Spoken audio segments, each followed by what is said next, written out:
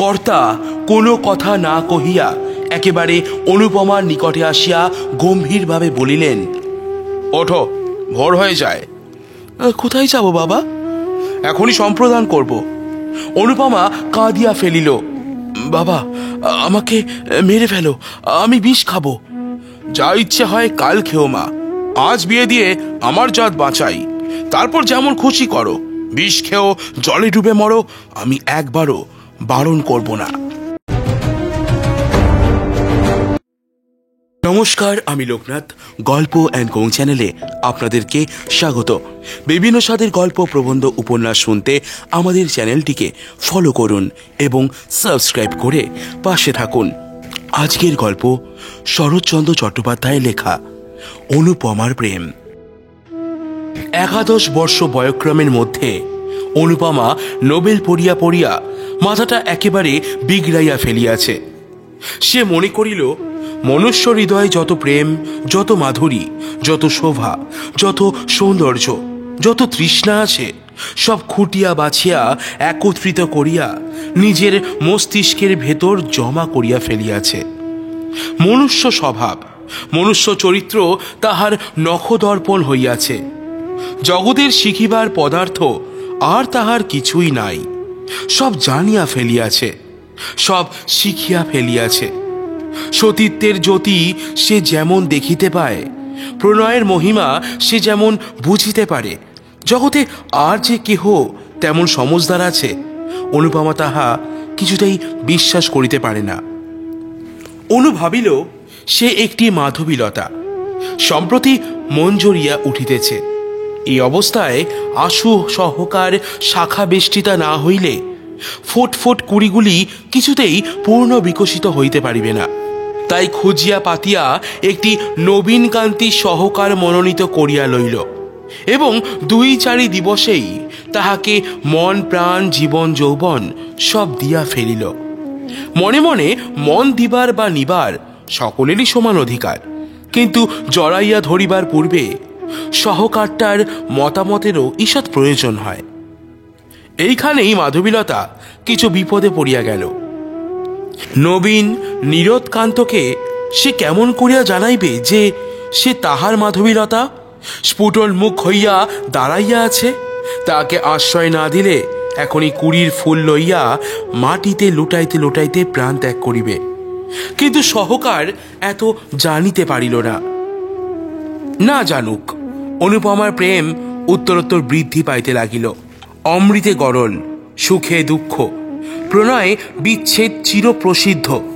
2-4 দিবসে অনুপমা বিরহ ব্যথায় জর্জরিত তনু হইয়া মনে মনে বলিল, স্বামীন তুমি আমাকে লও, বা না লও, ফিরিয়া চাহো বা না চাহো, আমি তোমার চিরদাসী। প্রাণ যায় তাহাও স্বীকার, কিন্তু তোমাকে কিছুতেই ছাড়িব না। এই জন্মে না পাই, আর জন্মে নিশ্চয়ই পাইব। তখন দেখিবে সতীসাধ্যির ক্ষুদ্র বাহুতে কত বল। অনুপমা বড় লোকের মেয়ে। বাটি সংলগ্ন উদ্যানও আছে, মনোরম সরোবরও আছে। সেথা চাঁদও ওঠে, পদ্মও ফোটে, কোকিল গান গায়, মধুপ ঝংকার করে। এইখানে সে ঘুরিয়া ফিরিয়া বিরহ ব্যথা অনুভব করিতে লাগিল। এলো চুল করিয়া, অলঙ্কার খুলিয়া ফেলিয়া, গাত্রে ধুলি মাখিয়া, প্রেমের যোগিনী সাজিয়া সরসীর জলে কখনো মুখ দেখিতে লাগিল, কখনো নয়ন জলে ভাসাইয়া গোলাপ পুষ্প চুম্বন করিতে লাগিল, কখনো অঞ্চল পাতিয়া তরুতলে শয়ন করিয়া হা হুতাশ ও দীর্ঘশ্বাস ত্যাগ করিতে লাগিল। আহারে রুচি নাই, শয়নে ইচ্ছা নাই, সাজসজ্জায় বিষম বিরাগ, গল্প গুজবে রীতিমতো বিরক্তি। অনুপমা দিন দিন শুকাইতে লাগিল। দেখিয়া শুনিয়া অনুর জননী মনে মনে প্রমাদ গণিলেন। এক বই মেয়ে নয়, তার আবার এ কি হইল? জিজ্ঞাসা করিলে সে কি যে বলে কেহ বুঝিতে পারে না। ঠোঁটের কথা ঠোঁটেই মিলাইয়া যায়। অনুর জননী এক দিবস জগবন্ধুবাবুকে বলিলেন, ওহো, একবার কি চেয়ে দেখবে না? তোমার একটি বই মেয়ে নয়, সে যে বিনি চিকিৎসায় মরে যায়।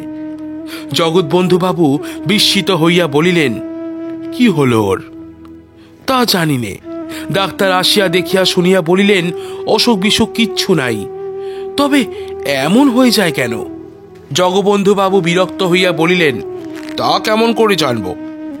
তবে মেয়ে আমার মরে যাক, এ তো বড় মুশকিলের কথা। জ্বর নেই, বালাই নেই, শুধু শুধু যদি মরে যায় তো আমি কি ধরে রাখবো? গৃহিণী শুষ্ক মুখে বড় বধূমাতার নিকট ফিরিয়া আসিয়া বলিলেন, বৌমা, অনু আমার এমন করে বেড়ায় কেন? কেমন করে জানবো মা? তোমাদের কাছে কি কিছু বলে না? না, কিছু না। গৃহিণী প্রায় কাঁদিয়া ফেলিলেন। তবে কি হবে? না খেয়ে না শুয়ে এমন করে সমস্ত দিন বাগানে ঘুরে বেড়ালে কদিন আর বাঁচবে? তোরা বাছা যা হোক একটা বিহিত করে দে, না হলে বাগানের পুকুরে একদিন ডুবে মরব। বড় বউ কিছুক্ষণ ভাবিয়া চিন্তিয়া বলিল, দেখে শুনে একটা বিয়ে দাও, সংসারের ভার পড়লে আপনি সব সেরে যাবে। বেশ কথা, তবে আজই এ কথা আমি কর্তাকে জানাবো। কর্তা এ কথা শুনিয়া অল্প হাসিয়া বলিলেন, কলিকাল দাও, বিয়ে দিয়েই দেখো যদি ভালো হয়। পরদিন ঘটক আসিল। অনুপমা বড়লোকের মেয়ে, তাহাতে রূপবতী, পাত্রের জন্য ভাবিতে হইল না। এক সপ্তাহের মধ্যেই ঘটক ঠাকুর পাত্র স্থির করিয়া জগবন্ধু বাবুকে সংবাদ দিলেন। কর্তা এই কথা গৃহিণীকে জানাইলেন, গৃহিণী বড় বউকে জানাইলেন, ক্রমে অনুপমাও শুনিল। একদিন পরে একদিন দ্বিপ্রহরের সময় সকলে মিলিয়া অনুপমার বিবাহের গল্প করিতেছিল। এমন সময় সে এলো চুলে আলু থালু বসনে একটা শুষ্ক গোলাপ ফুল হাতে করিয়া ছবিটির মতো আসিয়া দাঁড়াইল। অনুর জননী কন্যাকে দেখিয়া ঈষৎ হাসিয়া বলিলেন, মা যেন আমার যোগিনী সেজেছেন। বড় বউ ঠাকুরনও একটু হাসিয়া বলিল, বিয়ে হলে কোথায় সব চলে যাবে, দুটো একটা ছেলে মেয়ে হলে তো কথাই নেই। অনুপমা চিত্তার পিতের ন্যায় সকল কথা শুনিতে লাগিল। বউ আবার বলিল, মা, ঠাকুরজির বিয়ের কবে দিন ঠিক হলো? দিন এখনো কিছু ঠিক করা হয়নি। ঠাকুর জামাই কি পড়েন? এইবার বিয়ে দেবেন। ও, তবে তো ভালো পর।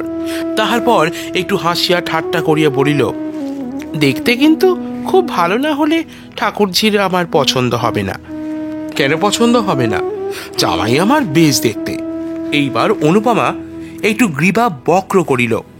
ঈষৎ হেলিয়া পদ নখ দিয়া মৃত্তিকা খনন করিবার মতন করিয়া নখ খুঁড়িতে খুঁড়িতে বলিল, বিবাহ আমি করব না। জননী ভালো শুনিতে না পাইয়া জিজ্ঞাসা করিলেন, কি মা? বড় বউ অনুপমার কথা শুনিতে পাইয়াছিল। খুব জোরে হাসিয়া উঠিয়া বলিল, ঠাকুরজি বলছে ও কখনো বিয়ে করবে না। বিয়ে করবে না? না, না করুক গে। অনুর জননী মুখ টিপিয়া একটু হাসিয়া চলিয়া গেলেন। গৃহিণী চলিয়া যাইলে বড় বধূ বলিল, তুই বিয়ে করবি না? অনুপমা পূর্ব মতো গম্ভীর মুখে বলিল, কিছুতেই না। কেন? যাকে তাকে গছিয়ে দেওয়ার নামই বিবাহ নয়।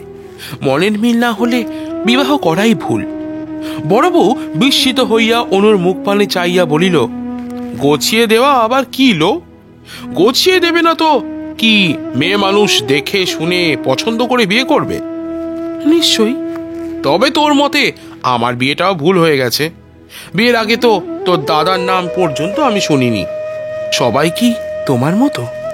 বউ আর একবার হাসিয়া বলিল, তোর কি তবে মনের মানুষ কেউ জুটেছে নাকি? অনুপমা বউ ঠাকুরনীর সহস্য বিদ্রুপে মুখখানি পূর্বাপেক্ষা চতুর্গুণ গম্ভীর করিয়া বলিল, বউ, ঠাট্টা করছো নাকি? এখন কি বিদ্রুপের সময়? কেন লো, হয়েছে কি? হয়েছে কি? তবে শোনো। অনুপমার মনে হইল তাহার সম্মুখে তাহার স্বামীকে বধ করা হইতেছে। সহসা কুতলুখার দুর্গে বধমঞ্চ সম্মুখে বিমলা ও বীরেন্দ্র সিংহের দৃশ্য তাহার মনে ভাসিয়া উঠিল। অনুপমা ভাবিল, তাহারা যাহা পারে সে কি তাহা পারে না? সতী স্ত্রী জগতে কাহাকে ভয় করে? দেখিতে দেখিতে তাহার চক্ষু অনৈসর্গিক প্রভায় ধকধক করিয়া জ্বলিয়া উঠিল। দেখিতে দেখিতে অঞ্চলখানা কোমরে জড়াইয়া গাছ কোমর বাঁধিয়া ফেলিল। ব্যাপার দেখিয়া বড় বধূ 3 হাত পিছাইয়া গেল। নিমেষে অনুপমা পার্শ্ববর্তী খাটের খুঁড়ো বেশ করিয়া জ্বলাইয়া ধরিয়া ঊর্ধ্বনেত্রে চিৎকার করিয়া কহিতে লাগিল, প্রভু, স্বামী, প্রাণনাথ, জগৎ সমীপে আজ আমি মুক্ত কণ্ঠে স্বীকার করব, তুমি আমার প্রাণনাথ। প্রভু, তুমি আমার, আমি তোমার। এ খাটের খুঁড়ো নয়, এ তোমার পদযুগল। আমি ধর্ম সাক্ষী করে তোমাকে পতিত্বে বরণ করেছি। এখনো তোমার চরণ স্পর্শ করে বলছি, এই জগতে তুমি ছাড়া অন্য কেউ আমাকে স্পর্শ করতে পারবে না। কার সাধ্য প্রাণ থাকতে আমাদিগকে বিচ্ছিন্ন করে? মাগো জগৎ জননী। বড়বধূ চিৎকার করিয়া ছুটিয়া বাহিরে আসিয়া পড়িল, ও গো দেখো গে ঠাকুরজি কেমন ধারা করছে। দেখিতে দেখিতে গৃহিণী ছুটিয়া আসিলেন। বউ ঠাকুরনের চিৎকার বাহির পর্যন্ত পৌঁছিয়াছিল। কি হয়েছে, এ হলো কি? কর্তা ও তাহার পুত্র চন্দ্রবাবু ছুটিয়া আসিলেন। কর্তা গিন্নিতে, পুত্র পৌত্র বধূতে, দাস দাসীতে মুহূর্তে ঘরে ভিড় হইয়া গেল। অনুপমা মূর্ছিত হইয়া খাটের কাছে পড়িয়া আছে। গৃহিণী কাঁদিয়া উঠিলেন, অনুর, আমার কি হলো? ডাক্তার ডাক, জল আন, বাতাস কর, ইত্যাদি চিৎকারে পাড়ার অর্ধেক প্রতিবাসী বাড়িতে জমিয়া গেল। অনেকক্ষণ পরে চক্ষুর মিলন করিয়া অনুপমা ধীরে ধীরে বলিল, আমি কোথায়? তাহার জননী মুখের নিকট মুখ আনিয়া সস্নেহে বলিলেন, কেন মা, তুমি যে আমার কোলে শুয়ে আছো। অনুপমা দীর্ঘ নিঃশ্বাস ফেলিয়া মৃদু মৃদু কহিল, ও তোমার কোলে? ভাবছিলাম আমি আর কোথাও কোনো স্বপ্নরাজ্যে তার সঙ্গে ভেসে যাচ্ছি। দরবিগলিত অশ্রু তাহার গণ্ড বাহিয়া পড়িতে লাগিল। জননী তাহা মুছাইয়া কাতর হইয়া বলিলেন, কেন কাঁদছো মা? কার কথা বলছো? অনুপমা দীর্ঘ নিঃশ্বাস ফেলিয়া মৌন হইয়া রহিল। বড়বধূ চন্দ্রবাবুকে এক পাশে ডাকিয়া বলিল, সবাইকে যেতে বলো, আর কোনো ভয় নেই, ঠাকুরজি ভালো হয়েছে। ক্রমশ সকলে প্রস্থান করিলে রাত্রে বড় বউ অনুপমার কাছে বসিয়া বলিল, ঠাকুরজি, কার সঙ্গে বিয়ে হলে তুই সুখী হোস?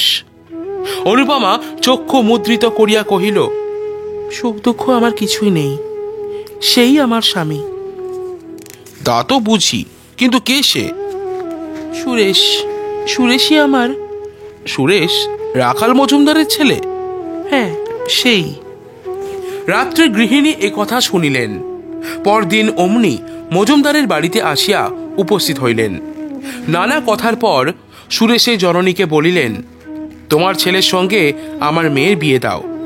সুরেশের জননী হাসিয়া বলিলেন, হ্যাঁ, মন্দ কি? ভালো মন্দর কথা নয়, দিতেই হবে। তবে সুরেশকে একবার জিজ্ঞাসা করে আসি, সে বাড়িতেই আছে, তার মত হলে কর্তার অমত হবে না।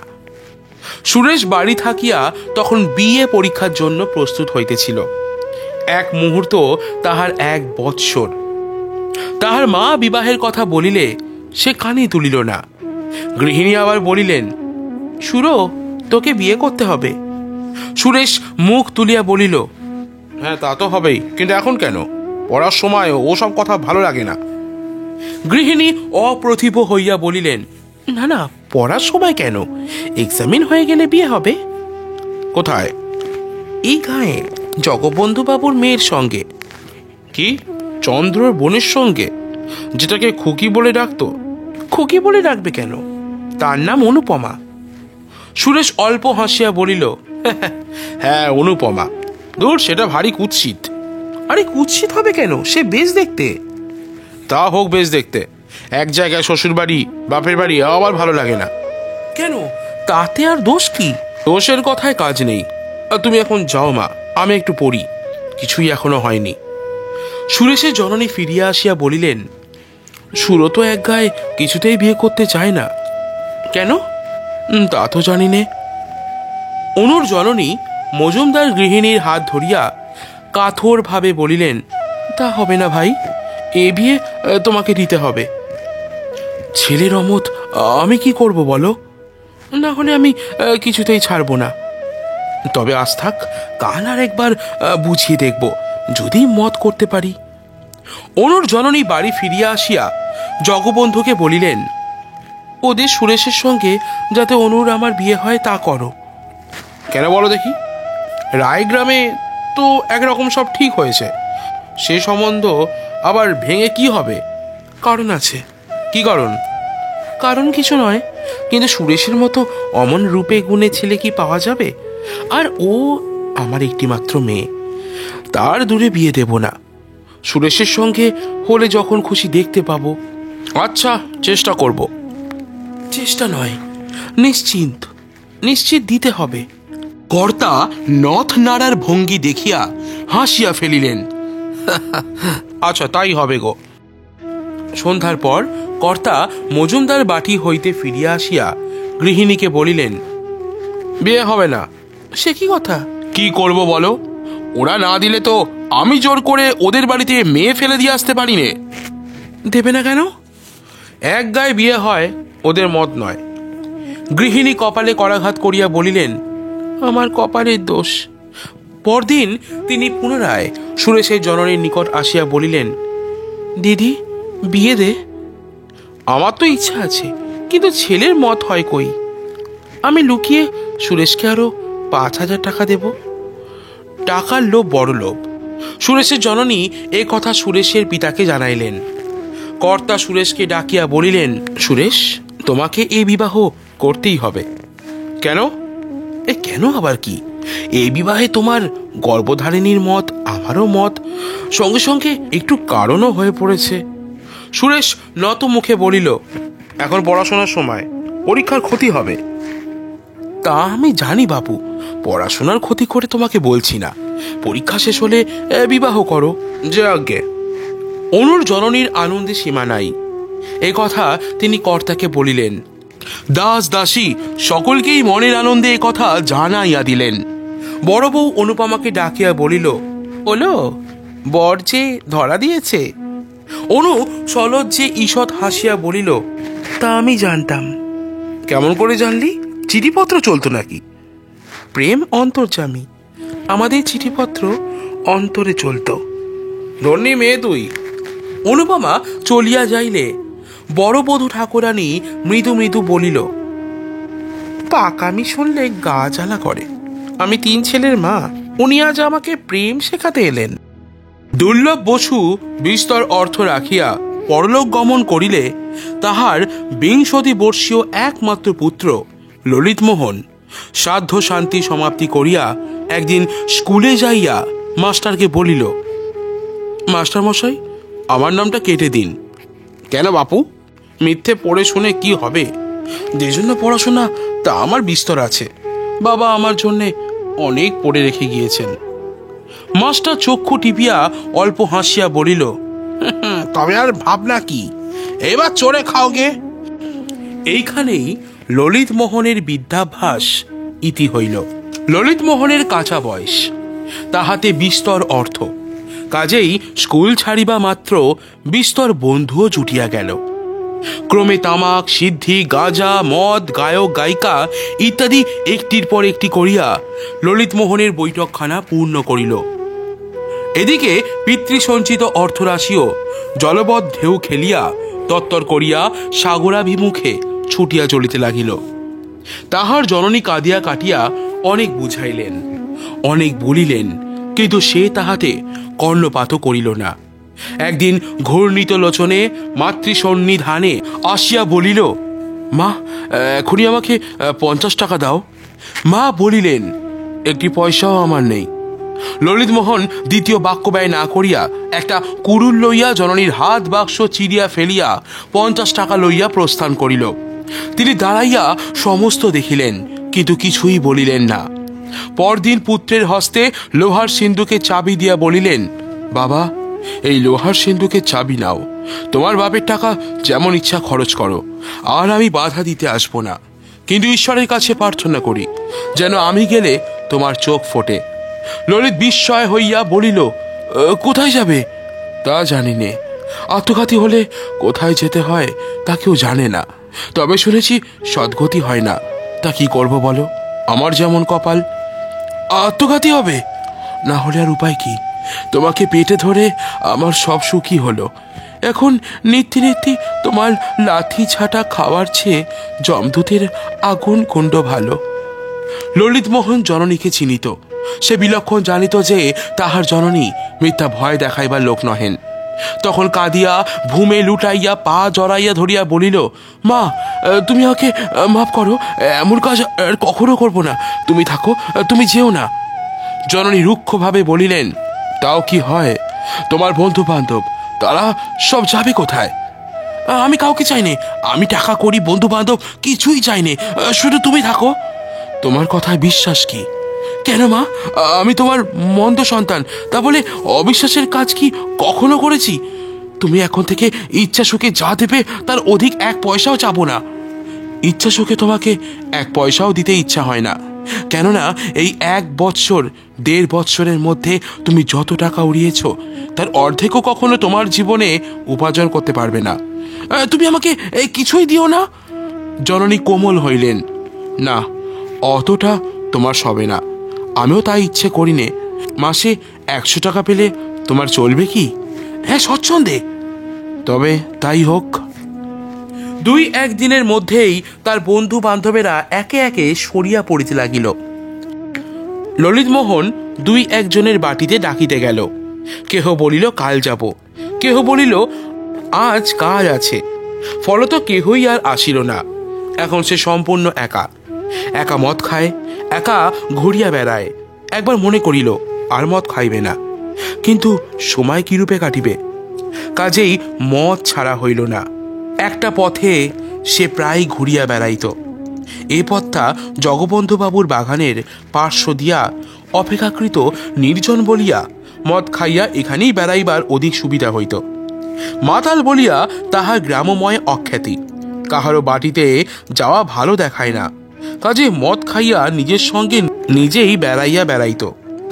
আজকাল তাহার আর একজন সঙ্গী জুটিয়াছে, সে অনুপমা। আসিতে যাইতে সে প্রায়ই দেখে। তাহার মতো অনুপমাও বাগানের ভেতর ঘুরিয়া বেড়ায়। অনুপমাকে সে বাল্যকাল হইতে দেখিয়া আসিতেছে, কিন্তু আজকাল তাহাতে যেন একটু নতুনত্ব দেখিতে পায়। জগবন্ধুবাবুর বাগানের প্রাচীরের এক অংশ ভগ্ন ছিল। সেইখানে একটা গাছের পাশে দাঁড়াইয়া দেখে অনুপমা উদ্যানময় ঘুরিয়া বেড়াইতেছে। কখনো বা তরুতলে বসিয়া মালা গাঁথিতেছে, কখনো বা ফুল তুলিতেছে। এক এক সময় বা সরসীর জলে পদন্বয় ডুবাইয়া বালিকা সুলভ ক্রীড়া করিতেছে। দেখিতে তাহার বেশ লাগে। ইতস্তত বিক্ষিপ্ত চুলগুলি, অযত্ন রক্ষিত দেহলতা, আলু থালু বসন ভূষণ ও সকলের ওপর মুখখানি তাহার মদের চোখে একটি পদ্ম ফুলের মতো বোধ হইত। মাঝে মাঝে তাহার মনে হয় জগতে সে অনুপমাকে সর্বাপেক্ষা অধিক ভালোবাসে। রাত্রি হইলে বাড়িতে গিয়া শয়ন করে। যতক্ষণ নিদ্রা না হয় ততক্ষণ অনুপমার মুখই মনে পড়ে। স্বপ্নেও কখনো কখনো তাহার অনিন্দ সুন্দর বদনমণ্ডল হৃদয়ে জাগিয়া ওঠে। এমনই করিয়া কতদিন যায়। জগবন্ধুবাবুর উদ্যানের সেই ভগ্ন অংশটিতে বৈকাল হইতে বসিয়া থাকা আজকাল তাহার নিত্যকর্ম হইয়া দাঁড়াইয়াছে। সে বালক নহে। অল্প দিনেই বুঝিতে পারিল যে অনুপমাকে বাস্তবিকই অতিশয় অধিক রকম ভালোবাসিয়া ফেলিয়াছে। কিন্তু এরূপ ভালোবাসায় লাভ নাই। সে জানিত সে মাতাল, সে অপদার্থ মূর্খ, সে সকলের ঘৃণিত জীব। অনুপমার কিছুতেই যোগ্য পাত্র নহে। শত চেষ্টাতেও তাহাকে পাওয়া সম্ভব নয়। তবে আর এমন করিয়া মন খারাপ করিয়া লাভ কি? কাল হইতে আর আসিবে না। কিন্তু থাকিতে পারিত না। সূর্য অস্তগত হইলে সে মদটুকু খাইয়া সেই ভাঙা পাঁচিলটির ওপর আসিয়া বসিত। তবে ভেতরে একটা কথা আছে, কাহাকেও ভালোবাসিলে মনে হয় সেও বুঝি আমাকে ভালোবাসে, আমাকে কেন বাসিবে না? অবশ্য এ কথা প্রতিপন্ন করা যায় না। একদিন ললিতমোহন প্রাচীরে উঠিয়াছে। এমন সময় চন্দ্রবাবু চোখে পড়িল। চন্দ্রবাবু দারবানকে ঢাকিয়া বলিলেন, পকড়াও। দারবান প্রথমে বুঝিতে পারিল না কাহাকে ধরিতে হইবে। পরে যখন বুঝিল ললিতবাবুকে, তখন সেলাম করিয়া 3 হাত পিছাইয়া দাঁড়াইল। চন্দ্রবাবু পুনরায় চিৎকার করিয়া বলিলেন, পকড়াকে থানামে দেও। দারবান আধা বাংলা আধা হিন্দিতে বলিল, আমি নেহি পারবে বাবু। ললিতমোহন ততক্ষণে ধীরে ধীরে প্রাচীর টপকাইয়া প্রস্থান করিল। সে চলিয়া যাইলে চন্দ্রবাবু বলিলেন, কাহে নেই পাকড়া। দারবান চুপ করিয়া রহিল। একজন মালি ললিতকে বিলক্ষণ চিনিত। সে বলিল, ও বেটা ভোজপুরীর সাধ্য কি ললিতবাবুকে ধরে? ওর মতো 4টে দারওয়ানের মাথা ওর এক ঘুষিতে ভেঙে যায়। দারওয়ানও তাহা অস্বীকার করিল না, বলিল, বাবু নকরি করনে আয়া না জান দিনে আয়া। চন্দ্রবাবু কিন্তু ছাড়িবার পাত্র নহেন। তিনি ললিতের ওপর পূর্ব হইতে বিলক্ষণ চটা ছিলেন। এখন সময় পাইয়া সাক্ষী জুটাইয়া অনধিকার প্রবেশ এবং আরও কত কি অপরাধে আদালতে নালিশ করিলেন। জগবন্ধুবাবু ও তাহার স্ত্রী উভয়ই এই মকদ্দমা করিতে নিষেধ করিলেন, কিন্তু চন্দ্রনাথ কিছুতেই শুনিলেন না। বিশেষ মর্মপীড়িতা অনুপমা জিদ করিয়া বলিল যে পাপীকে শাস্তি না দিলে তাহার মন কিছুতেই সুস্থির হইবে না। ইন্সপেক্টর বাটিতে আসিয়া অনুপমার এজাহার লইল। অনুপমা সমস্তই ঠিকঠাক বলিল। শেষে এমন দাঁড়াইল যে ললিতের জননী বিস্তর অর্থব্যয় করিয়াও পুত্রকে কিছুতেই বাঁচাইতে পারিলেন না। 3 বৎসর ললিতমোহনের সশ্রম কারাবাসের আদেশ হইয়া গেল। বিএ পরীক্ষার ফল বাহির হইয়াছে। সুরেশচন্দ্র মজুমদার একেবারে প্রথম হইয়াছে। গ্রামময় সুখ্যাতির একটা রই রই শব্দ পড়িয়া গিয়াছে। অনুপমার জননীর আনন্দের সীমা নাই। আনন্দে সুরেশের জননীকে গিয়া বলিলেন, নিজের কথা নিজে বলতে নেই, কিন্তু দেখো দেখি আমার মেয়ের পয়ে। সুরেশের মা সহাস্যে বলিলেন, হ্যাঁ তা তো দেখছি। একবার বিয়ে হোক, তারপর দেখিস তোর ছেলে রাজা হবে। অনু যখন জন্মায় তখন একজন গণৎকার এসে গুণে বলেছিল যে এ মেয়ে রানী হবে। অত সুখে কেউ কখনো থাকেনি, থাকবে না। যত সুখ তোমার মেয়ের হবে। কে বলেছিল? একজন সন্ন্যাসী। কিন্তু তুমি তোমার জামাইকে একখানা বাড়ি কিনে দিও। তা দেব না, চন্দ্রকে আমি পেটে ছেলে বলেই জানি, কিন্তু অনুরও তো কর্তার অর্ধেক বিষয় পাওয়া উচিত। আমি বেঁচে থাকলে তা পাবেও। তাই হোক, ওরা রাজা রানী হয়েই সুখে থাক, আমরা যেন দেখে মরি। 2 দিন পরে রাখাল মজুমদার পুত্রকে ডাকিয়া বলিলেন, এই বৈশাখে তোমার বিবাহের দিন স্থির করিলাম। এখন বিবাহ হয়?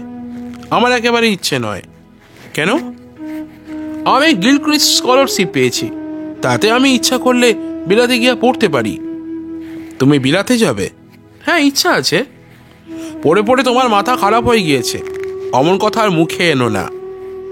বিনা পয়সায় যখন এই সুবিধা পেয়েছি তখন দোষ কি? রাখালবাবু এ কথায় একেবারে অগ্নিশর্মা হইয়া উঠিলেন। নাস্তিক বেটা, দোষ কি? পরের পয়সায় যদি বিষ পাওয়া যায় তো কি খেতে হবে? সে কথায় এ কথায় অনেক প্রভেদ। হ্যাঁ, প্রভেদ আর কোথায়? একদিকে জাত খোয়ানো, ম্লেচ্ছ হওয়া, আর অপরদিকে বিষ ভোজন, ঠিক এক নয় কি? চুলচুল মিলে গেল নাকি? সুরেশ আর কোনো প্রতিবাদ না করিয়া নিরুত্তরে প্রস্থান করিল।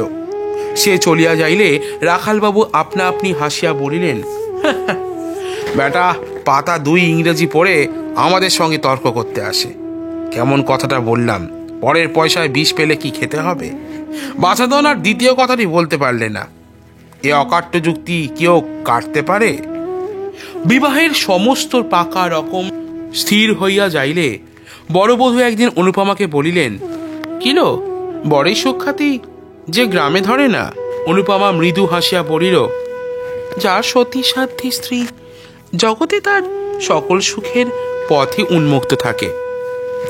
তবু তো এখনো বিয়ে হয়নি লো। বিবাহ আমাদের অনেকদিন হয়েছে। জগৎ জানে না বটে, কিন্তু অন্তরে অন্তরে বহুদিন আমাদের পূর্ণ মিলন হয়ে গিয়েছে। বড়বধূ অল্প হাসিল। ওষ্ঠ ঈষৎ কুঞ্চিত করিয়া একটু থামিয়া বলিলেন, এ কথা আর কোথাও বলিস নে। আমরা বুড়ো মাগি, আমাদের তো বলা দূরে থাক।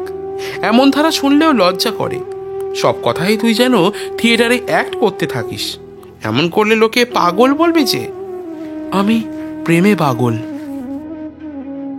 আজ 5ই বৈশাখ।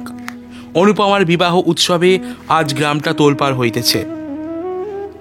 জগবন্ধু বাবুর বাটিতে আজ ভিড় ধরে না। কত লোক যাইতেছে, কত লোক হাঁকাহাঁকি করিতেছে, কত খাওয়ানো দাওয়ানোর ঘটা, কত বাজনা বাদ্যের ধুম। যত সন্ধ্যা হইয়া আসিতে লাগিল, ধুমধাম তত বাড়িয়া উঠিতে লাগিল। সন্ধ্যা লগ্নে এই বিবাহ, এখনই বর আসিবে। সকলেই উৎসাহে আগ্রহে উন্মুখ হইয়া আছে, কিন্তু বর কোথায়? রাখাল বাবুর বাটিতে সন্ধ্যার প্রাক্কালেই কলরব বাঁধিয়া উঠিয়াছে। সুরেশ গেল কোথায়? এখানে খোঁজ, ওখানে খোঁজ, এদিকে দেখ, ওদিকে দেখ, কিন্তু কেউই সুরেশকে খুঁজিয়া বাহির করিতে পারিতেছে না। কুসংবাদ পৌঁছিতে বিলম্ব হয় না। বজ্রাগ্নির মতো এ কথা জগবন্ধুবাবুর বাটিতে উড়িয়া আসিয়া পড়িল। বাড়ি শুধু লোক সকলেই মাথায় হাত দিয়া বসিয়া পড়িল। সে কি কথা? 8টার সময় বিবাহের লগ্ন,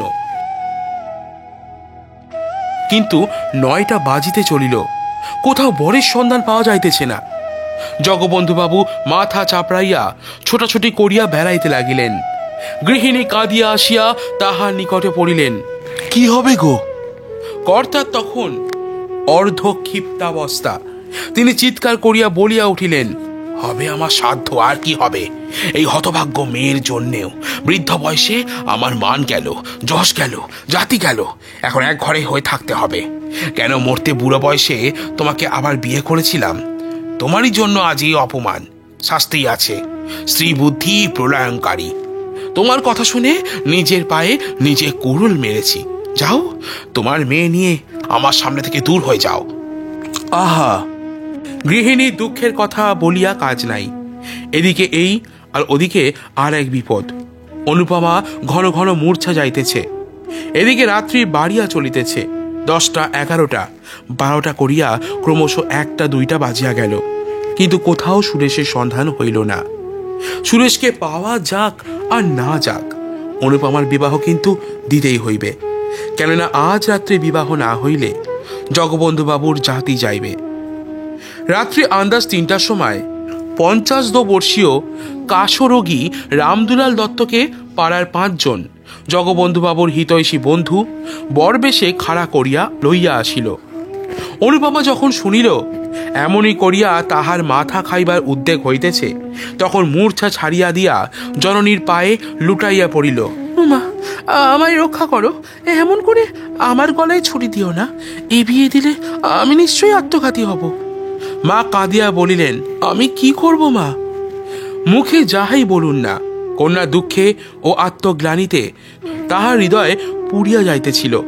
তাই কাঁদিয়া কাটিয়া আবার স্বামীর কাছে আসিলেন। ওগো, একবার শেষটা ভেবে দেখো, এই বিয়ে দিলে মেয়ে আমার বিষ খাবে।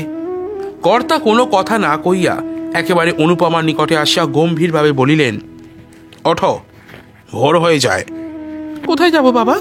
এখনই সম্প্রদান করব। অনুপমা কাঁদিয়া ফেরিল। বাবা, আমাকে মেরে ফেলো, আমি বিষ খাবো। যা ইচ্ছে হয় কাল খেও মা, আজ বিয়ে দিয়ে আমার জাত বাঁচাই, তারপর যেমন খুশি করো। বিষ খেও, জলে ডুবে মরো, আমি একবারও বারণ করব না। কি নিদারুণ কথা! এইবার যথার্থই অনুপমার ভেতর পর্যন্ত শিহরিয়া উঠিল। বাবা, আমায় রক্ষা করো। কত কাতরোক্তি, কত ক্রন্দন, কিন্তু কোনো কথাই খাটিল না। দৃঢ় প্রতিজ্ঞ জগবন্ধুবাবু সেই রাত্রেই বৃদ্ধ রামদুলাল দত্তের হস্তে অনুপমাকে সম্প্রদান করিলেন। শুনছেন শরৎচন্দ্র চট্টোপাধ্যায়ের লেখা গল্প অনুপমার প্রেম। এখনো আমাদের চ্যানেলটিকে সাবস্ক্রাইব না করে থাকলে অবশ্যই করে নিন। আবার গল্পে ফেরা যাক। বহুকাল বিপত্নিক বৃদ্ধ রামদুলালের আপনার বলিতে সংসারে আর কেহ নাই। 2খানি পুরাতন ইষ্টক নির্মিত ঘর, একটু শাকসবজির বাগান, ইহাই দত্তজির সাংসারিক সম্পত্তি। বহু ক্লেশে তাহার দিন গুজরান হয়। বিবাহ করিয়া পরদিন অনুপমাকে বাড়ি আনিলেন। সঙ্গে সঙ্গে অনেক খাদ্যদ্রব্য আসিল, অনেক দাস দাসী আসিল। কোনো ক্লেশ নাই। 6-7 দিন তাহার পরম সুখে অতিবাহিত হইল। বড়লোক শ্বশুর, আর তাহার কোনো ভাবনা নাই। বিবাহ করিয়া কপাল ফিরিয়াছে। কিন্তু অনুপমার স্বতন্ত্র কথা, আর দিন 2 থাকিয়া সে পিত্রালয়ে ফিরিয়া আসিল। তখন তাহার মুখ দেখিয়া দাসদাসীরাও গোপনে চক্ষু মুছিল। বাড়ি গিয়া প্রাণ ত্যাগ করিব, এ পরামর্শ অনুপমা স্বামী ভবন হইতেই স্থির করিয়া রাখিয়াছিল। এইবার যথার্থ মরিবার বাসনা হইয়াছে। অনেক রাত্রে সকলে নিদ্রিত হইলে সে নিঃশব্দে খিড়কির দ্বার খুলিয়া বাগানের পুষ্করিণীর সোপানে আসিয়া বসিল। আজ তাহাকে মরিতে হইবে, মুখের মরা নয়, কাজের মরা মরিতে হইবে। অনুপমার মনে পড়িল আর একদিন সে এইখানে মরিতে গিয়াছিল, সেও অধিক দিন নয়, কিন্তু তখন মরিতে পারে নাই, কেননা একজন ধরিয়া ফেলিয়াছিল। আজ সে কোথায়? জেলখানায় কয়েদ খাটিতেছে কোন অপরাধে? শুধু বলিতে আসিয়াছিল যে সে তাহাকে ভালোবাসে। কে জেলে দিল? চন্দ্রবাবু। কেন? তাহাকে দেখিতে পারিত না বলিয়া? সে মাতাল বলিয়া? সে অনধিকার প্রবেশ করিয়াছিল বলিয়া? কিন্তু অনুপমা কি বাঁচাইতে পারিত না? পারিত, কিন্তু তাহা করে নাই, বরং জেলে দিতে সহায়তাই করিয়াছে। আজ তাহার মনে হইল ললিত কি যথার্থই ভালোবাসিত? হয়তো বাসিত, হয়তো বাসিত না, না বাসুক, কিন্তু তাহাকে দণ্ডিত করিয়া তাহার কি ইষ্টসিদ্ধি হইয়াছে? জেলে পাথর ভাঙিতেছে, ঘানি টানিতেছে, আরো কত কি নীচ কর্ম করিতে হইতেছে। ইহাতে হয়তো চন্দ্রবাবুর লাভ হইয়াছে, কিন্তু তাহার কি? সে দণ্ডিত না হইলে কি তাহাকে পাইতে পারিত? যিনি এখন মনের আনন্দে নিজের উন্নতির জন্য জাহাজে চড়িয়া বিলাত যাইতেছেন। অনুপমা সেইখানে বসিয়া বহুক্ষণ ধরিয়া কাঁদিল, তারপর জলে নামিল। এক হাঁটু এক বুক গলা করিয়া ক্রমশ ডুবন জলে আসিয়া পড়িল। আধ মিনিট কাল জলতলে থাকিয়া অনেক জল খাইয়া সে আবার ওপরে ভাসিয়া উঠিল, আবার ডুব দিল, আবার ভাসিয়া উঠিল। সে সাঁতার দিতে জানিত, তাই সমস্ত পুষ্করিণীটা তন্ন তন্ন করিয়াও কোথাও ডুবন জল মিলিল না। অনেকবার ডুব দিল, অনেক জলও খাইল, কিন্তু একেবারে ডুবিয়া যাইতে কিছুতেই পারিল না। সে দেখিল মরিতে স্থির সংকল্প হইয়াও ডুব দিয়া নিঃশ্বাস আটকাইয়া আসিবার উপক্রম হইলেই নিঃশ্বাস লইতে উপরে ভাসিয়া উঠিতে হইবে। এইরূপে পুষ্করিণীটা সাঁতার কাটিয়া প্রায় নিশা শেষে যখন সে তাহার ক্লান্ত অবসন্ন নির্জীব দেহখানা কোনরূপে টানিয়া আনিয়া সোপানের ওপর ফেরিল, দেখিল যে কোনো অবস্থায় যে কোনো কারণেই হোক একটু একটু করিয়া প্রাণ পরিত্যাগ করা বড় সহজ কথা নহে। পূর্বে সে বিরহ ব্যথায় জর্জরিত তনু হইয়া দিনে শতবার করিয়া মরিতে যাইত, তখন ভাবিত প্রাণটা রাখা না রাখা নায়ক নায়িকার একেবারে মুঠোর ভেতরে। কিন্তু আজ সমস্ত রাত্রি ধরিয়া প্রাণটার সহিত ধস্তাধস্তি করিয়াও সেটাকে বাহির করিয়া ফেলিতে পারিল না। আজ সে বিলক্ষণ বুঝিল তাহাকে জন্মের মতো বিদায় দেওয়া তাহার 11 বর্ষীয় বিরহ ব্যথায় কুলাইয়া ওঠে না। ভোরবেলায় যখন সে বাটি আসিল তখন তাহার সমস্ত শরীর শীতে কাঁপিতেছে। মা জিজ্ঞাসা করিলেন, অনু, এত ভোরেই নে এলি মা? অনু ঘাড় নাড়িয়া জানাইল, হ্যাঁ। এদিকে দত্ত মহাশয় একরূপ চিরস্থায়ী রূপে শ্বশুর ভবনে আশ্রয় লইয়াছেন। প্রথম প্রথম জামাই আদর তাহার কতটা মিলিত, কিন্তু ক্রমশ তাহাও কম পড়িয়া আসিল। বাড়ি শুদ্ধ কেহই প্রায় তাহাকে দেখিতে পারে না। চন্দ্রনাথবাবু প্রতি কথায় তাহাকে ঠাট্টা বিদ্রুপ অপদস্থ লাঞ্ছিত করেন। তাহার একটু কারণও হইয়াছিল। একে তো চন্দ্রবাবুর হিংসা পরবশ অন্তঃকরণ, তাহাতে আবার অকর্মণ্য জামাতা বলিয়া জগবন্ধুবাবু কিছু বিষয় আশয় দিয়া যাইবেন বলিয়াছিলেন। অনুপমা কখনো আসে না, শাশুড়ি ঠাকুরানীও কখনো সে বিষয়ে তত্ত্ব লন না। তথাপি রামদুলালের মনের আনন্দে দিন কাটিতে লাগিল। যত্ন আত্মীয়তার তিনি বড় একটা ধার ধারিতেন না, যাহা পাইতেন তাহাতেই সন্তুষ্ট হইতেন। তাহার ওপর দুবেলা পরিতোষজনক আহার ঘটিতেছে। বৃদ্ধাবস্থায় দত্ত মহাশয় ইহাই যথেষ্ট বলিয়া মানিয়া লইতেন, কিন্তু তাহার সুখ ভোগ করিবার অধিক দিনও আর বাকি ছিল না। একে জীর্ণ শীর্ণ শরীর, তাহার ওপর পুরাতন সখা কাশরোগ অনেকদিন হইতে তাহার শরীরে আশ্রয় গ্রহণ করিয়া বসিয়া আছে। প্রতি বৎসরই শীতকালে তাহাকে স্বর্গে লইয়া যাইবার জন্য টানাটানি করিত। এবারও শীতকালে বিষম টানাটানি করিতে লাগিল। জগবন্ধুবাবু দেখিলেন যক্ষা রামদুলালের অস্থিমজ্জায় প্রতি গ্রন্থিতে গ্রন্থিতে ছড়াইয়া পড়িয়াছে। পাড়া গায়ে সুচিকিৎসা হইবে না জানিয়া কলিকাতায় পাঠাইয়া দিলেন। সেখানে কিছুদিন সুচিকিৎসার পর সতীসাধ্যী অনুপমার কল্যাণে 2 বৎসর ঘুরিতে না ঘুরিতে সদানন্দ রামদুলাল সংসার ত্যাগ করিলেন। তথাপি অনুপমা একটু কাঁদিল। স্বামী মরিলে বাঙালির মেয়েকে কাঁদিতে হয়, তাই কাঁদিল। তাহার পর স্ব ইচ্ছায় সাদা পরিয়া সমস্ত অলঙ্কার খুলিয়া ফেলিল। জননী কাঁদিতে কাঁদিতে বলিলেন, অনু, তোর এই বেশ তো আমি চোখে দেখতে পারি না, অন্তত হাতে একজোড়া বালাও রাখ। তা হয় না, বিধবার অলঙ্কার পরতে নেই। কিন্তু তুই কচি মেয়ে। তাহা হোক, বাঙালির মেয়ে। বিধবা হইলে কচি বুড়ো সমস্ত এক হইয়া যায়। জননী আর কি বলিবেন, শুধু কাঁদিতে লাগিলেন। অনুপমার বৈধব্যে লোকে নতুন করিয়া শোক করিল না।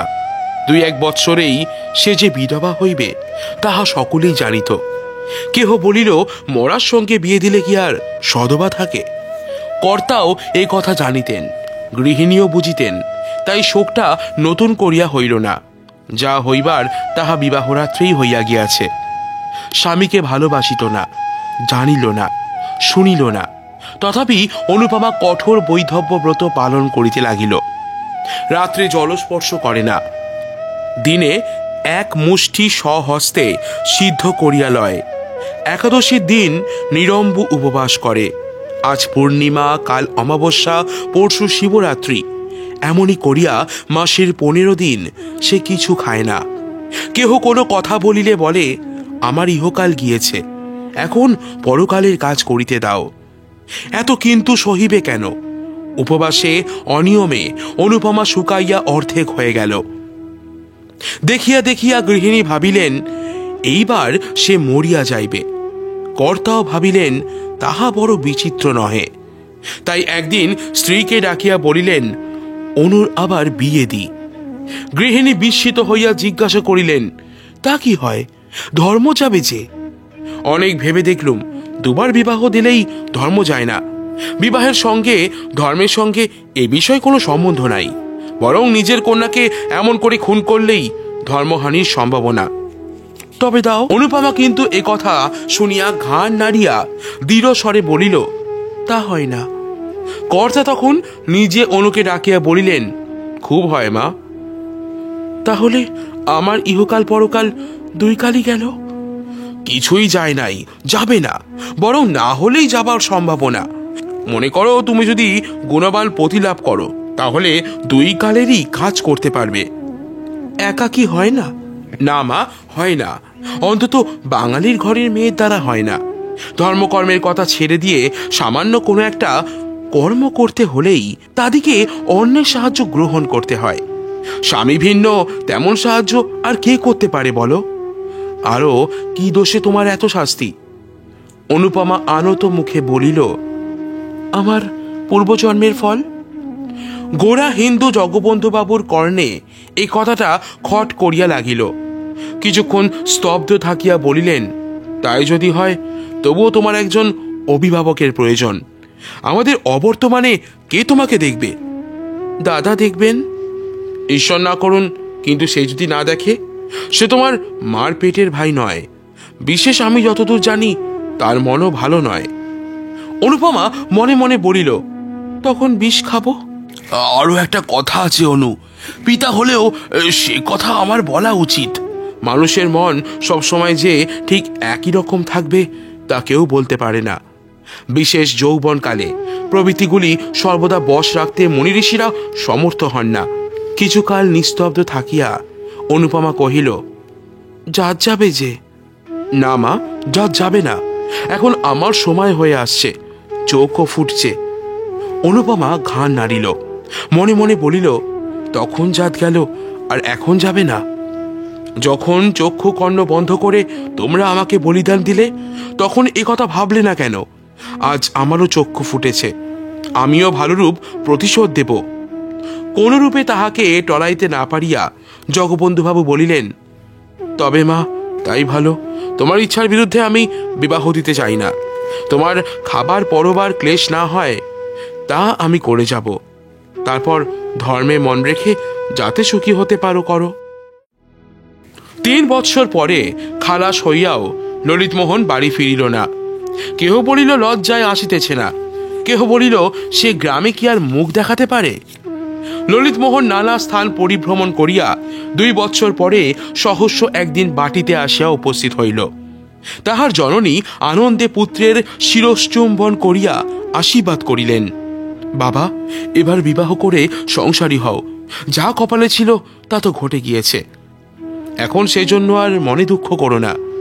ললিত যাহা হয় একটা করিবে স্থির করিল। 5 বৎসর পরে ফিরিয়া আসিয়া ললিত গ্রামে অনেক পরিবর্তন দেখিল। বিশেষ দেখিল জগবন্ধু বাবুর বাটিতে কর্তা গিন্নি কেহ জীবিত নাই। চন্দ্রনাথ বাবু এখন সংসারের কর্তা। অনুপমা বিধবা হইয়া এইখানেই আছে, কারণ তাহার অন্যত্র স্থান নাই। পূর্বেই জননীর মৃত্যু হইয়াছিল। পরে পিতার মৃত্যুর পর অনুপমা ভাবিয়াছিল পিতা যাহা দিয়া গিয়াছেন তাহা লইয়া কোনো তীর্থস্থানে থাকিবে এবং সেই টাকায় অন্য ধর্ম নিয়মব্রত করিয়া অবশিষ্ট জীবনটা কাটাইয়া দিবে। কিন্তু সাধ্য শান্তি হইলে উইল দেখিয়া সে মর্মাহত হইল। পিতা কেবল তাহার নামে 500 টাকা দিয়া গিয়াছেন। তাহারা বড় লোক, এ সামান্য টাকা তাহাদিগের নিকট টাকাই নহে। বাস্তবিক এই অর্থে কাহারও চিরজীবন গ্রাসাচ্ছাদন নির্বাহিত হইতে পারে না। গ্রামে অনেকেই কানাঘুষো করিল, এ উইল জগবন্ধু বাবুর নহে, ভেতরে কিছু কার সাজিয়াছে। কিন্তু সেই কথায় ফল কি? নিরুপায় হইয়া অনুপমা চন্দ্রবাবুর বাটিতেই রহিল। লোকে বলে পিতার মৃত্যু না হওয়া পর্যন্ত সৎমাকে চিনতে পারা যায় না, সৎ ভাইকেও সেইরূপ পিতার জীবিতকাল পর্যন্ত চিনতে পারা কঠিন। এতদিন পরে অনুপমা জানিতে পারিল তাহার দাদা চন্দ্রনাথ বাবু কি চরিত্রের মানুষ। যত প্রকার অধম শ্রেণীর মানুষ দেখিতে পাওয়া যায়, চন্দ্রনাথ বাবু তাহাদের সর্বনিকৃষ্ট। হৃদয়ে এক তিল দয়া মায়া নাই, চোখে এক বিন্দু চামড়া পর্যন্ত নাই। অনুপমার এই নিরাশ্রয় অবস্থায় তিনি তাহার সহিত যেরূপ ব্যবহার আরম্ভ করিলেন তাহা বলিয়া শেষ করা যায় না। প্রতি কথায় এমনকি উঠিতে বসিতে তিরস্কৃত, লাঞ্ছিত, অপমানিত করিতেন। অনেকদিন হইতে তিনি অনুপমাকে দেখিতে পারেন না, কিন্তু আজকাল তো অধিক না দেখিতে পারিবার কারণ তিনিই ভালো জানেন। বড় বধূ পূর্বে তাহাকে ভালোবাসিতেন, কিন্তু এখন তিনিও দেখিতে পারেন না। যখন অনু বড় লোকের মেয়ে ছিল, যখন তাহার বাপ মা বাঁচিয়া ছিল, যখন তাহার একটা কথায় 5 জন ছুটিয়া আসিত, তখন তিনিও ভালোবাসিতেন। এখন সে দুঃখিনী, আপনার বলিতে কেহ নাই, টাকা করি নাই, পরের অন্ন না খাইলে দিন কাটে না। তাহাকে কে এখন ভালোবাসিবে, কে এখন যত্ন করিবে? বড় বধূ 3-4টি ছেলে মেয়ের ভার অনুর ওপর। তাহাদিগকে খাওয়াইতে হয়, স্নান করাইতে হয়, পড়াইতে হয়, কাছে করিয়া শুইতে হয়। তথাপি কোনো বিষয়ে একটু ত্রুটি হইলেই অমনি বড় বধূ ঠাকুরানী রাগ করিয়া রীতিমতো 5টা কথা শুনাইয়া দেন। ইয়া ভিন্ন অনুপমাকে নিত্য দুবেলা চন্দ্রবাবুর জন্য 2-4টা ভালো তরকারি রাঁধিতে হয়। পাচক ব্রাহ্মণ তেমন প্রস্তুত করিতে পারে না, আর না হইলে চন্দ্রবাবুরও কিছু খাওয়া হয় না। একাদশী হোক আর দ্বাদশী হোক আর উপবাসী হোক, সে রান্না তাহাকে রাঁধিতেই হইবে। বিধবা হইয়া অনুপমা প্রাতঃকালে স্নান করিয়া অনেকক্ষণ ধরিয়া পূজা করিত। এখন তাহাকে সে সময়টুকুও দেয়া হয় না। একটু বিলম্ব হইলেই বড় বধূ ঠাকুরানী বলিয়া ওঠেন, ঠাকুরজি, একটু হাত চালিয়ে নাও, ছেলেরা কাঁদছে, এখনো পর্যন্ত কিছু খেতে পায়নি। অনুপমা যা তা করিয়া উঠিয়া আসে, একটি কথাও সে মুখ ফুটিয়া বলিতে পারে না। একাদশী দীর্ঘ উপবাস করিয়াও তাহাকে রাত্রে রন্ধন করিতে যাইতে হয়। তৃষ্ণায় বুক ফাটিতে থাকে, অগ্নির উত্তাপে মাথা টিপটিপ করিতে থাকে, গা ঝিমঝিম করে, তবু কথা কহে না। অবস্থার পরিবর্তনে সহ্য করিবার ক্ষমতাও হয়, কেননা জগদীশ্বর তাহা শিখাইয়া দেন। না হইলে অনুপমা এতদিন মরিয়া যাইত। এ সংসারে তাহার অপেক্ষা দাস দাসীরা শ্রেষ্ঠ। জোর করিয়া তাহাদের দুটো বলিলে তাহারাও দুটো জোরের কথা বলিতে পারে। অন্তত আমার মাহিনাপত্র চুকাইয়া দিন, বাড়ি যাই এ কথাও বলিতে পারে, কিন্তু অনু তাহাও বলিতে পারে না। সে বিনামূল্যে কৃতদাসী, মারো কাটো তাহাকে এখানে থাকিতেই হইবে, আর কোথাও যাইবার জো নাই। সে বিধবা, সে বড় লোকের কন্যা। অনুপমার অবস্থা বোঝাইতে পারা যায় না, বুঝিতে হয়। বাঙালির ঘরে পরান্ন প্রত্যাশিনী বিধবাই কেবল তাহার অবস্থা বুঝিতে পারিবেন, অন্যে না বুঝিতেই পারে। আজ দ্বাদশী। সকাল সকাল স্নান করিয়া অনুপমা পূজা করিতে বসিল। তখনও 15 মিনিট হয় নাই। বড়বধূ ঘরের বাহির হইতেই একটু বড় গলায় বলিলেন, ঠাকুরজি, তোমার কি আজ সমস্ত দিনে হবে না? এমন করে চলবে না বাপু। অনুপমা শিবের মাথায় জল দিতেছিল, কথা কহিল না। বড়বধূ 10 মিনিট পরে পুনর্বার ঘুরিয়া আসিয়া সেইখান হইতেই চিৎকার করিলেন, অত পুণ্যি ছালায় আটবে না গো, অত পুণ্যি করো না। অত পুণ্যের ধর্মের শখ থাকে তো বনে জঙ্গলে গিয়ে করোগে, সংসারে থেকে অত বাড়াবাড়ি সইতে পারা যায় না। তথাপি অনুপমা কথা কহিল না। বড় বউ দ্বিগুণ চেঁচাইয়া উঠিলেন, বলি কেউ খাবে দাবে না না? অনুপমা হস্তস্থিত বিল্লপত্র নামাইয়া রাখিয়া বলিল, আমার অসুখ হয়েছে, আজ আমি কিছুই পারবো না। পারবে না? তবে সবাই উপোস করুক। কেন, আমি ছাড়া কি লোক নেই? ঠাকুরের কি হলো? তা জ্বর হয়েছে, আর উনি ঠাকুরের রান্না খেতে পারেন না? পারেন, তুমি রেঁধে দাও গে। আমি রাঁধবো? মাথার যন্ত্রণায় প্রাণ যায়। একটা কবিরা 24 ঘন্টা আমার পেছনে লেগে আছে, আর আমি আগুনের তাতে যাব? অনুপমা জ্বলিয়া উঠিল, বলিল, তবে সবাইকে উপোস করতে বলো গে। হ্যাঁ, তাই যাই। তোমার দাদাকে কথা জানাই গে। আর তোমার অসুখ হবে কেন? এই নে ধুয়ে এলে, এখনই গিলবে কুটবে। আর বড় ভাইকে একটু রেঁধে খাওয়াতে পারো না? না, পারি নে। বড় বউ, আমি তোমাদের কেনা বাদি নই যে যা মুখে আসবে তাই বলবে। আমি এইসব কথা দাদাকে জানাবো। বড় বউ মুখ ভঙ্গি করিয়া বলিল, হ্যাঁ, তাই জানাও গে। তোমার দাদা এসে আমার মাথাটা কেটে নিয়ে যাক। অনুপমা কিছুক্ষণ স্তব্ধ হইয়া রহিল, তাহার পর বলিল, তা জানি, দাদা ভালো হলে আর তোমার এত সাহস কেন? তিনি করেছেন কি? খেতে দিচ্ছেন, পড়তে দিচ্ছেন, আবার কি করবেন?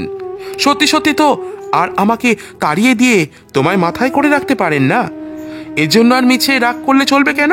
সমস্ত বস্তুরই সীমা আছে, অনুপমার সহিষ্ণুতারও সীমা আছে। সে এতদিন যাহা বলে নাই, আজ তাহা বলিয়া ফেলিল। বলিল, দাদা আমাকে খাওয়াবেন পড়াবেন কি? যে বাপের টাকায় তিনি খান, আমি সেই বাপের টাকাই খাই। বড় বউ ক্রুদ্ধ হইল, তাই যদি হতো তাহলে বাপ আর পথের কাঙাল করে রেখে যেত না। পথের কাঙাল তিনি করে যাননি, তোমরাই করেছ।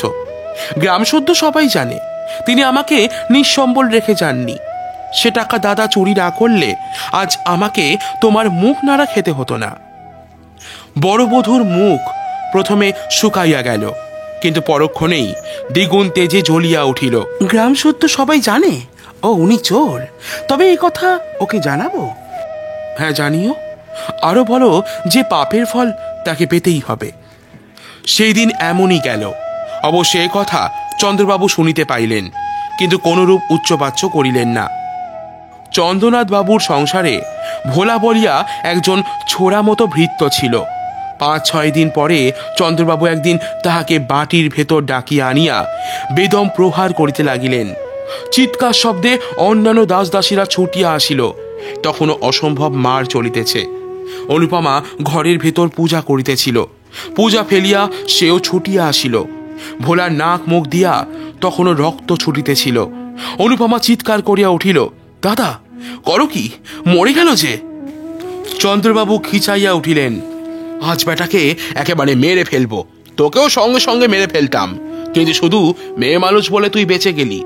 আমার সংসারে এত পাপ আমি বরদাস্ত করব না। বাবা তোকে 500 টাকা দিয়ে গেছেন, তাই নিয়ে তুই আজই আমার বাড়ি থেকে দূর হয়ে যা। অনুপমা কিছুই বুঝিতে পারিল না। শুধু বলিল, সে কি? কিছুই নয়, আজ টাকা নাও, নিয়ে ভোলার সঙ্গে দূর হয়ে যাও, বাইরে গিয়ে যা খুশি করোগে। অনুপমা সেইখানেই মূর্ছিত হইয়া গেল। দাস দাসীরা সকলেই এ কথা শুনিল। কেউ মুখে কাপড় দিয়া হাসিল, কেউ হাসি চাপিয়া ভালো মানুষের মতো সরিয়া গেল, কেহ বা ছুটিয়া অনুপমাকে তুলিতে আসিল। চন্দ্রবাবু মৃতপ্রায় ভোলার মুখে আর একটা পদাঘাত করিয়া বাহিরে চলিয়া গেলেন। আজ অনুপমার শেষ দিন। এই সংসারে সে আর থাকিবে না। জ্ঞান হইয়া অবধি সে সুখ পায় নাই। ছেলেবেলায় ভালোবাসিয়াছিল বলিয়া নিজের শান্তি নিজে ঘুচাইয়াছিল। অতিরিক্ত বাড়াবাড়ি করিয়াছিল বলিয়া বিধাতা তাহাকে এক তীরও সুখ দেন নাই। যাকে ভালোবাসিত মনে করিত তাহাকে পাইল না। যে ভালোবাসিতে আসিয়াছিল তাহাকে তাড়াইয়া দিল। পিতা নাই, মাতা নাই, দাঁড়াইবার স্থান নাই।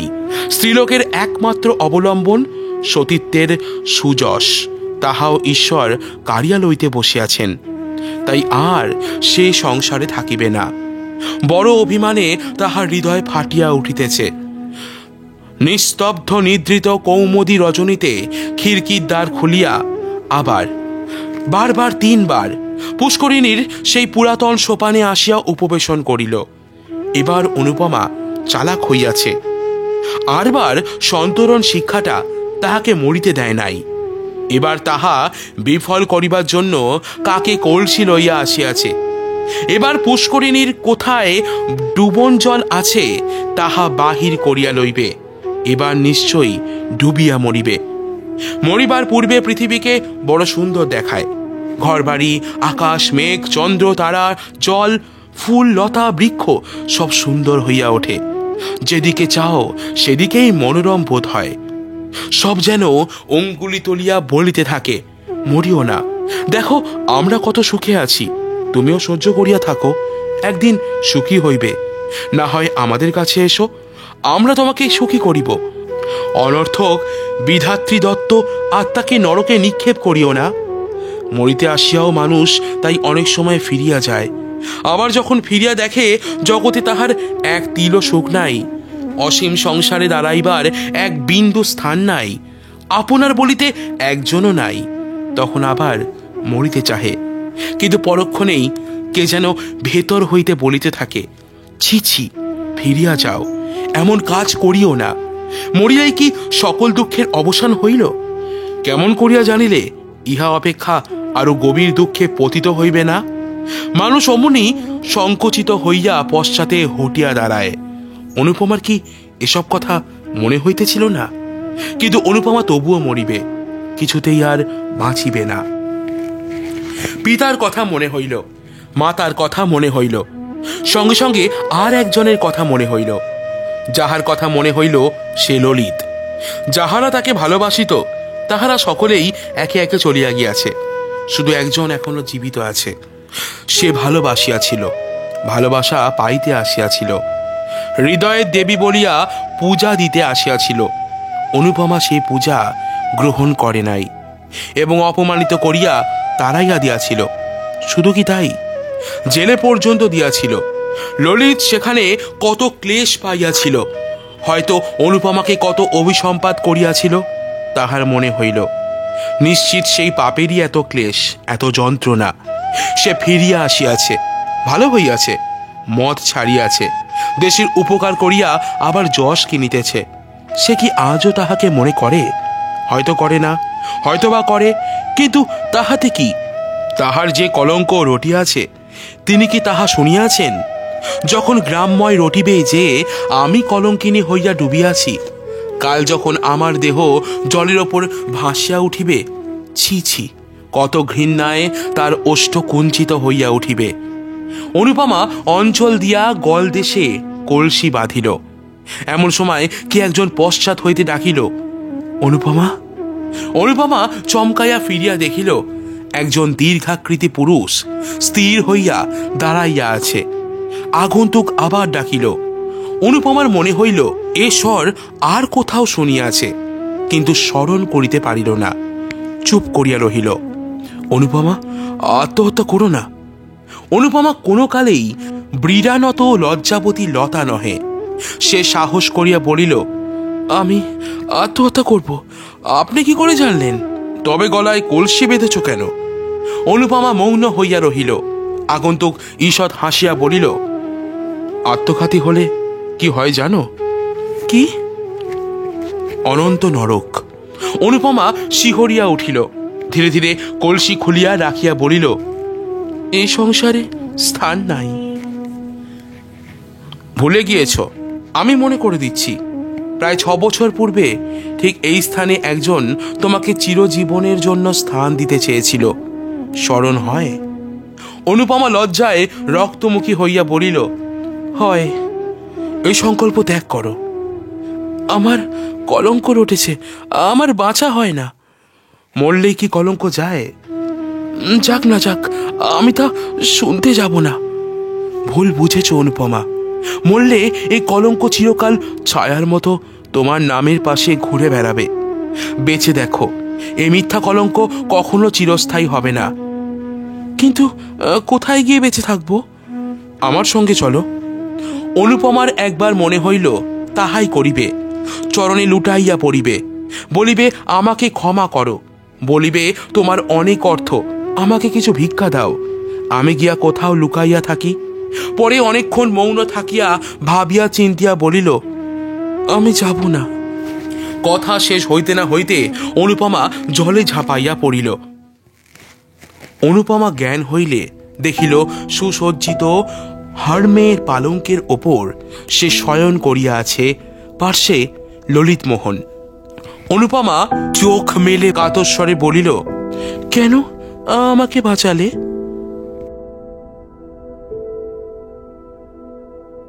শুনছিলেন শরৎচন্দ্র চট্টোপাধ্যায়ের লেখা গল্প অনুপমার প্রেম। সমগ্র পাঠ এবং বিভিন্ন চরিত্রে আমি লোকনাথ। বিভিন্ন স্বাদের গল্প, প্রবন্ধ এবং উপন্যাস শুনতে আমাদের চ্যানেলটিকে ফলো করুন এবং সাবস্ক্রাইব করে পাশে থাকুন। দেখা হচ্ছে আপনাদের সাথে আরও একটি নতুন গল্প নিয়ে। ভালো থাকবেন আপনারা সবাই।